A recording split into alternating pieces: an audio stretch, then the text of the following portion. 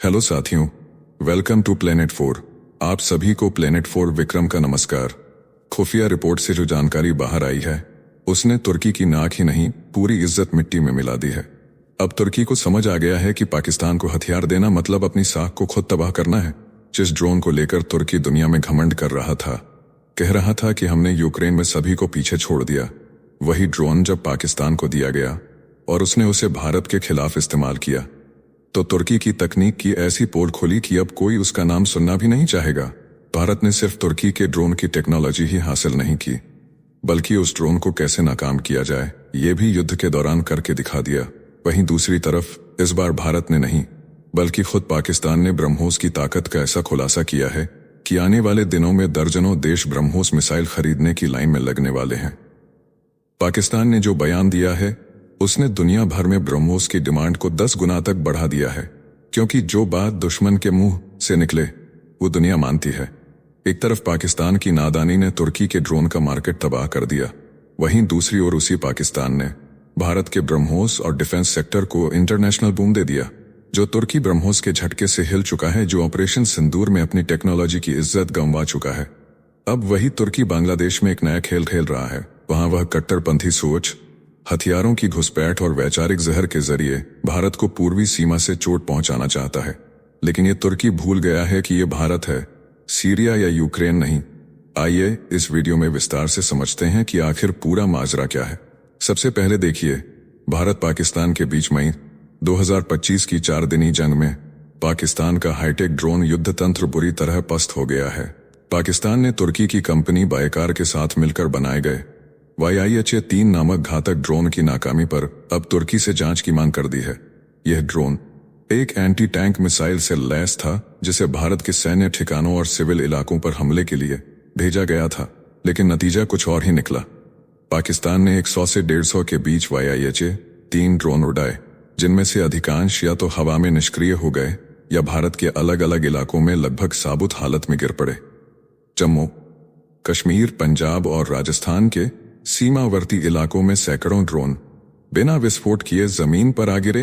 यानी न सिर्फ भारत ने तुर्की की ड्रोन टेक्नोलॉजी हासिल की, बल्कि इस खुलासे से तुर्की की पूरी डिफेंस इंडस्ट्री में भूचाल आ गया है। अब उसे डर सता रहा है कि कहीं यह मदद उसके लिए भारी नुकसान ना बन जाए। और उधर पाकिस्तान, जिसने तुर्की पर आंख बंद कर भरोसा किया, सोचा था कि उसके ड्रोन भारत से रक्षा करेंगे, लेकिन हुआ उल्टा। ड्रोन बिना ब्लास्ट किए ही भारत की गोद में गिर पड़े। यानी टेक्नोलॉजी फुस, भरोसा तबाह। अब पाकिस्तान में मची है खलबली। कहा जा रहा है कहीं ये रॉ की कोई बड़ी साजिश तो नहीं थी। इसी शक को लेकर पाकिस्तान अब जांच बिठाने जा रहा है, क्योंकि ड्रोन उड़ान से पहले ही धाराशायी कैसे हो गए। भारतीय सेना की रिपोर्ट में सामने आया है कि 600 से ज्यादा पाकिस्तानी लूटियरिंग म्यूनिशन ड्रोन भारत की इलेक्ट्रॉनिक वॉरफेयर और एडवांस एंटी ड्रोन सिस्टम की चपेट में आकर फेल हो गए। आकाश तीर जैसी स्वदेशी रेडार प्रणाली और इंटीग्रेटेड काउंटर यूएस ग्रिड जैसे सिस्टम ने इन ड्रोन की कम्युनिकेशन लिंक और नेविगेशन सिस्टम को जाम कर दिया। नतीजतन ड्रोन अपने ऑपरेटर से संपर्क खो बैठे और मलबे के रूप में भारत के हाथ लगे। ये भारत के लिए एक बेमिसाल और ऐतिहासिक उपलब्धि है। अब अगर कल को पाकिस्तान या चीन हजारों ड्रोन की बारिश भी कर दें तो भारत उन ड्रोन को ब्लास्ट करने से पहले ही हवा में जाम कर सकता है।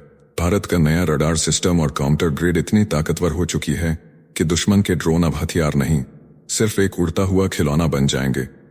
कोई मिसाइल, कोई धमाका, कुछ नहीं, बस टेक्नोलॉजी से खेल और दुश्मन की औकात की तिजोरी बंद। रिपोर्ट में यह भी बताया गया कि ड्रोन के अंदर लगे इंजन और वारहेड तक सुरक्षित मिले, जिससे यह तय हो गया कि ये ड्रोन फिजिकल अटैक से नहीं बल्कि इलेक्ट्रॉनिक वॉर से गिरे हैं। पाकिस्तान अब बायकार से इन ड्रोन की डिजाइन खामियों, सॉफ्टवेयर सिक्योरिटी और ऑपरेटर ट्रेनिंग की समीक्षा करने को कह रहा है। बायकार की बनाई ड्रोन तकनीक सीरिया और यूक्रेन जैसे लो इंटेंसिटी वार जोन के लिए ज्यादा मुफीद थी, लेकिन भारत जैसे ताकतवर और कई लेयर्ड एयर डिफेंस ग्रिड के सामने यह बेबस नजर आई। अब तक सीरिया और तुर्की जैसे इलाकों में अपने ड्रोन का जलवा दिखाकर तुर्की हवा में उड़ रहा था, बड़े बड़े डील मिल रहे थे, वाहवाही हो रही थी। लेकिन ऑपरेशन सिंदूर के बाद भारत के मल्टीलेयर डिफेंस सिस्टम ने तुर्की के ड्रोन को ऐसे जाम किया कि वो बस एक उड़ता हुआ खिलौना बनकर गिर पड़ा।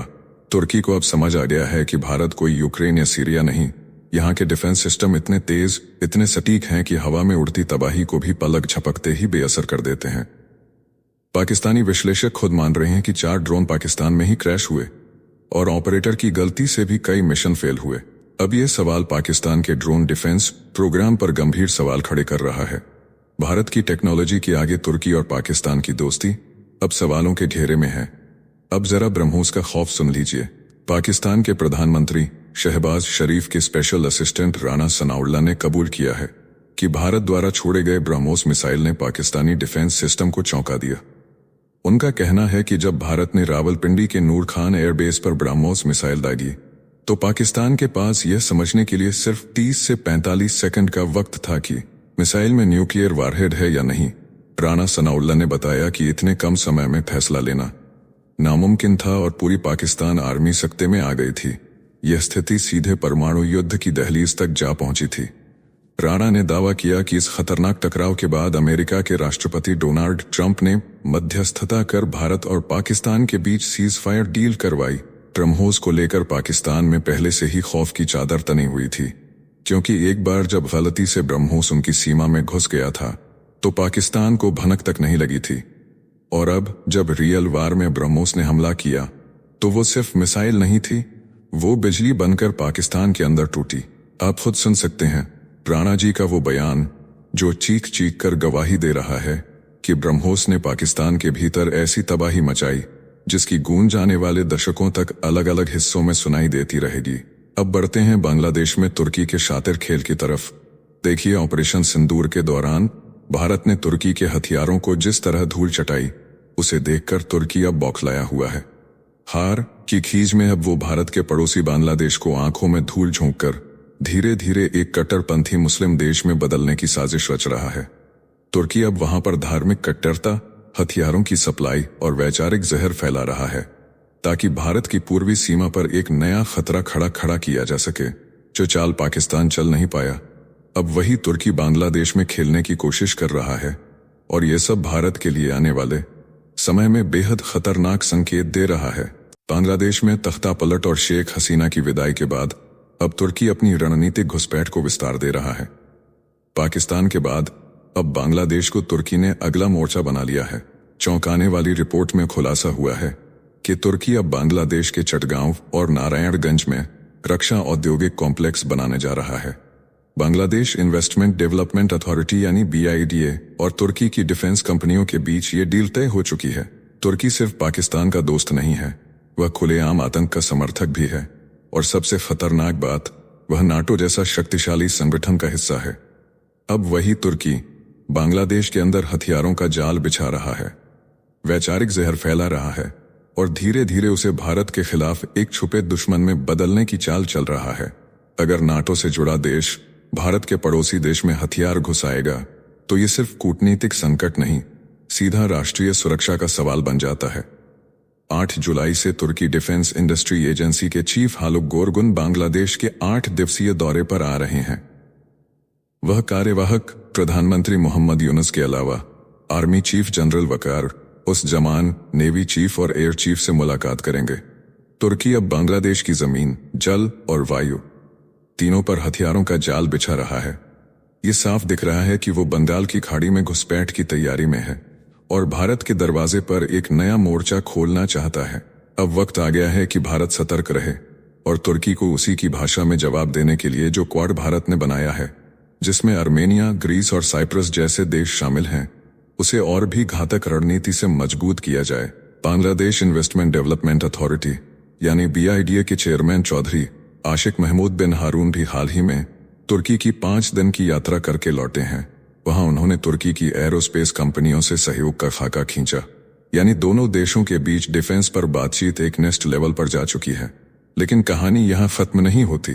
तुर्की की खुफिया एजेंसियां बांग्लादेश के इस्लामिक कट्टरपंथी संगठन जमात-ए-इस्लामी को सीधा आर्थिक और लॉजिस्टिक सपोर्ट दे रही हैं। ढाका के मोग बाजार इलाके में जमात के हेडक्वार्टर की हाल ही में हुई मरम्मत तुर्की की खुफिया फंडिंग से करवाई गई।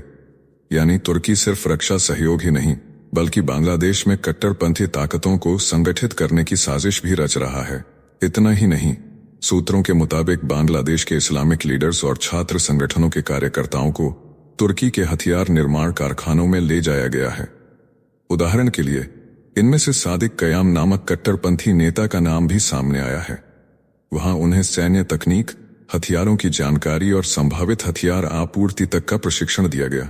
यह साफ संकेत है कि तुर्की बांग्लादेश में न केवल अपना सैन्य आधार बढ़ा रहा है, बल्कि इस्लामिक कट्टरपंथियों के जरिए दक्षिण एशिया में भारत के खिलाफ साजिश भी बुन रहा है। भारत के लिए यह स्थिति बेहद गंभीर है। तुर्की की रक्षा कूटनीति अब सिर्फ हथियारों तक सीमित नहीं, बल्कि भारत के पूर्वी पड़ोसी देश में राजनीतिक और आतंकी जड़ें मजबूत करने की दिशा में तेजी से बढ़ रही है। अब बांग्लादेश तुर्की और पाकिस्तान के गठबंधन का नया फ्रंट बन चुका है। इस वीडियो में फिलहाल इतना ही। जल्द मिलते हैं एक और नई अपडेट के साथ। जाने से पहले वीडियो को लाइक करके चैनल को सब्सक्राइब कर लें।